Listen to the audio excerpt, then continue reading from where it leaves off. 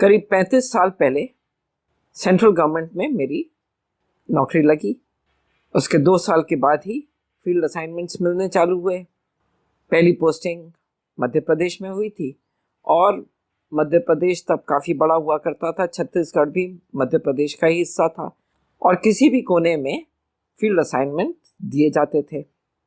Individual field assignment पर officer को सरकारी वाहन लेकर केवल ड्राइवर के साथ दौरे पर निकलना होता था। 2 साल के बाद मेरा पहला ही असाइनमेंट खंडवा, बुरहानपुर, खरगोन, इंदौर के आसपास था और इतने बड़े एरिया में 10 दिन का दौरा था। तो खंडवा में जाकर के रुके। रोज खंडवा से निकलते, कुछ एरिया कवर करके वापस खंडवा आ जाते। खंडवा में रुक करके काफ़ी एरिया मैंने कवर कर लिया। उस दिन सोचा बस बुरहानपुर के आसपास का काम बाकी है, तो सवेरे जल्दी खंडवा से निकलते हैं और ज़रूरत पड़े तो देर रात तक काम करके बुरहानपुर के आसपास का पूरा इलाका कवर करके खंडवा वापस आएंगे और नहीं तो वहीं किसी डाक बंगलों में रुक जाएंगे। इसलिए अपना सामान खंडवा से वाहन में ही रख करके निकले। वापस आने की मुझे भी जल्दी थी और ड्राइवर को भी जल्दी थी कि जल्दी से सारा असाइनमेंट ख़त्म हो और अपने अपने घर जाएं। तो ये तय हुआ कि जल्दी निकलें और देर रात तक काम करते हुए असाइनमेंट को जल्दी ख़त्म करें। काम करते करते लगभग 8 बज गए। 8 बजे जब काम ख़त्म हुआ तो सोचा कि बुरहानपुर में अगर कोई मिल जाता है डाक बंगलो तो ठीक है, नहीं तो आगे निकलेंगे। बुरहानपुर में पता चला डाक बंगलो नहीं खाली है। फिलहाल वहाँ डिनर कर लिया। डिनर करते करते काफ़ी लेट हो गया। कुछ 10, साढ़े 10, 11 तो बुरहानपुर में ही बज गया था। सोचा जल्दी जाएं, रास्ते में कोई ना कोई डाक बंगलो तो मिलेगा, नहीं मिला तो खंडवा तक चलेंगे। थके हुए थे, नींद भी आ रही थी, ड्राइवर को भी नींद आ रही थी। कुछ 15-20 किलोमीटर गए होंगे, एक ढाबे से पता किया कि कोई आसपास डाक बंगलो है, तो उसने बोला हाँ साहब यही 5 किलोमीटर दूर असीरगढ़ है और असीरगढ़ में बहुत अच्छा डाक बंगलो है और अक्सर खाली मिलता है, आप वहीं रात बिता लीजिएगा। अच्छा, यही बात जब मैंने आकर के ऑफिस में बाद में बताई ना, तो एक अफसर तो बोला, अरे मैडम आप क्या पागलपन किया आपने, आप असीरगढ़ रुके क्या? मैं बोला हाँ बिल्कुल रुके। अरे असीरगढ़ तो माना हुआ भुतवा जगह है, वहां तो अश्वत्थामा आज भी पूजा करने आता है और तो और वो इतना भुतवा है और भूत इतना परेशान कर देते हैं जो भी वहां डाक बंगलों में रहता है कि लोग रातों रात वहां से भाग खड़े होते हैं। हमने बोला नहीं, मैंने तो पूरी रात भी वहीं बिताई और अगर आप भूत बोलते हैं तो भूतों से सामना भी हुआ, पूरी कहानी तो सुनिए। अच्छा, आपका भूतों से सामना हुआ? हमने बोला बिल्कुल हुआ, और डरते थोड़ी हैं, भूत प्रेत से डरते होते तो क्या हम अकेले फील्ड असाइनमेंट के लिए निकलते और इतनी देर रात तक काम करते। मेन रोड से करीब 1.5 किलोमीटर दूरी पर डाक बंगला था। अंधकार में डूबा हुआ, बिजली थी नहीं और ना आदम जात, कोई दिख ही नहीं रहा, एकदम शांति। जब वहां पहुंचे डाक बंगले तो ड्राइवर ने हॉर्न दिया। हॉर्न सुन करके भागा लालटेन लिया हुआ चौकीदार आ गया।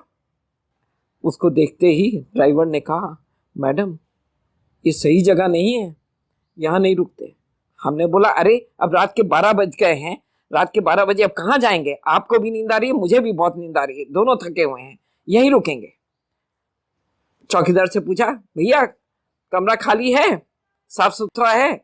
हाँ मैडम साफ सुथरा है, बस मैं बेडशीट बदल दूंगा, आप वहीं रुक जाइए, लेकिन एक ही कमरा है। हमने बोला ठीक है, ये ड्राइवर हैं, ड्राइवर आपके पास सो जाएंगे, आप मेरे लिए वहां पर बेडशीट बिछा दीजिए और हाँ कोई मोमबत्ती वगैरह जला दीजिएगा। उसने मोमबत्ती वहां जलाई, मैं भी पीछे पीछे उसके गई। देखा जैसा किसी भुतवा स्टोरी में बताते हैं वैसा डाक बंगला अंधेरे में डूबा हुआ, सामने एक बड़ा सा पीपल का पेड़ और खपरेल वाला अंग्रेजों के जमाने का डाक बंगला। ठीक है, उसने बेडशीट चेंज करी और मोमबत्ती जला करके चला गया। मैंने मोमबत्ती बुझाई और जैसे ही पलंग पर लेटी, बस 2 सेकंड में मुझे नींद आ गई। इतनी गहरी नींद आई, थके हुए थे, एकदम गहरी नींद में आराम से सो गए। लेकिन अचानक, अभी अंधेरा ही था, यही कोई रात का 3, 3:30 कुछ बजा होगा, पता नहीं अजीब सी आवाजें आने लग गई।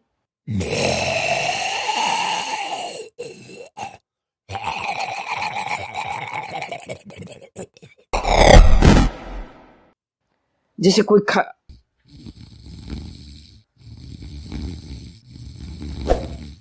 गुर्रा रहा है, कोई खर्राटा ले रहा है।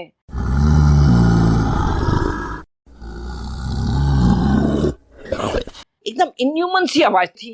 मतलब ये नहीं लगा कि कोई आदमी, कोई इंसान ऐसी आवाज कर सकता है। फिर ऐसा लगा जैसे कोई दूर कोई गिट्टी तोड़ रहा है, पत्थर तोड़ रहा है।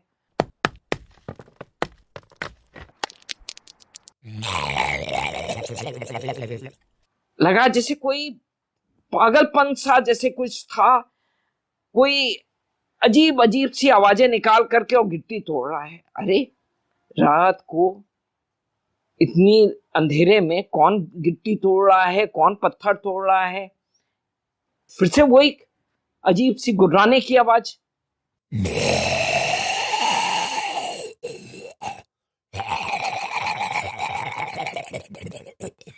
क्या क्या है यहाँ पर? ये आवाज किसकी हो सकती है? कैसी आवाज है?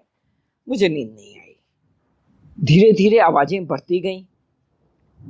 लगा जैसे कोई खपरेल की छत पर खड़बड़ खड़बड़ खड़बड़ खड़बड़ भाग रहा है। फिर लगा जैसे कोई पत्थर फेंक रहा है।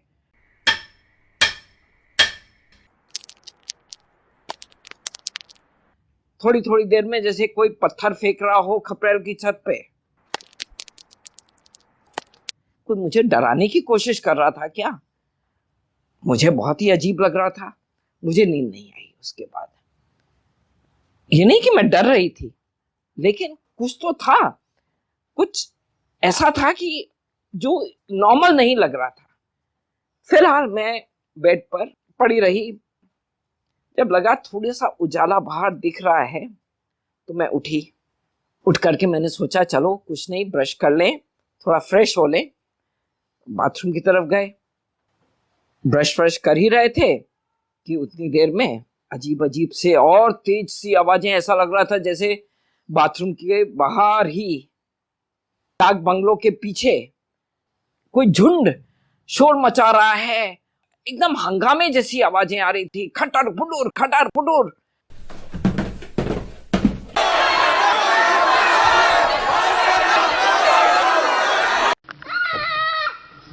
जैसे कोई लड़ रहे हो लोग, पता नहीं क्या आवाजें थी। मेरी हिम्मत नहीं हुई, मैं ब्रश करके अंदर आ गई। थोड़ा सा और उजाला हुआ,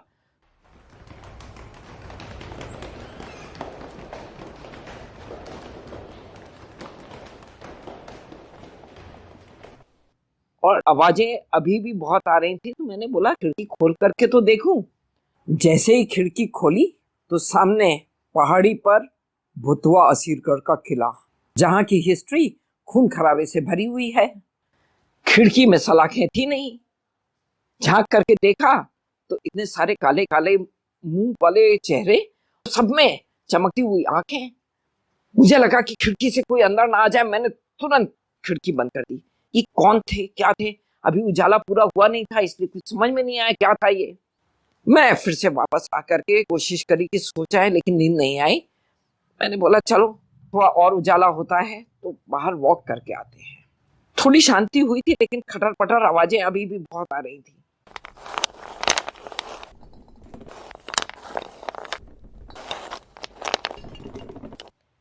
6 बज गया तो मैं बाहर निकली कमरे से। सोचा एक डाक बंगलों का चक्कर लगा लूं, चौकीदार को जगा कर उससे चाय भी मांग लूं। अभी बाहर गई थी तो मेरा इतने सारे भूतों से, जिसको आप भूत कह रहे थे ना, इतने सारे भूतों से मुलाकात हो गई एकदम सामना। जो खाली डामर के ड्रम्स होते हैं ना, उनके ऊपर इतने सारे ये भूत नाच रहे थे।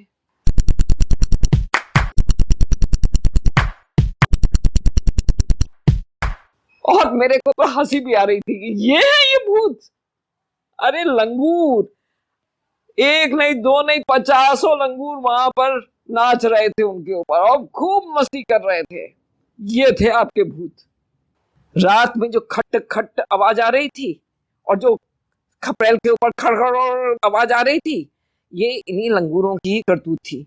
वहां पीपल के पेड़ पर सोते होंगे, वहीं वो एक दूसरे से लड़ते, कोई गुर्राता, और पीपल के पेड़ की डाली से जब ये लटकते थे तो पीपल के पेड़ की डाली जो खपरेल की छत पर टकराती थी तो खट खट आवाज आती थी, जो लग रहा था जैसे कोई पत्थर फेंक रहा हो या कोई दूर कोई गिट्टी तोड़ रहा हो। तो ये थे आपके भूत। हुआ सामना मेरा भूतों से। आपको क्या लगता है, भूत होते हैं क्या? अश्वत्थामा आज भी वहां पूजा करने आता है असीरगढ़ में? क्या जो असीरगढ़ में इतना खून खराबा हुआ था तो अभी तक वहां भूत है क्या? अगर आपको जो भी लगता है कमेंट करके बताइए, लाइक एंड सब्सक्राइब करिए।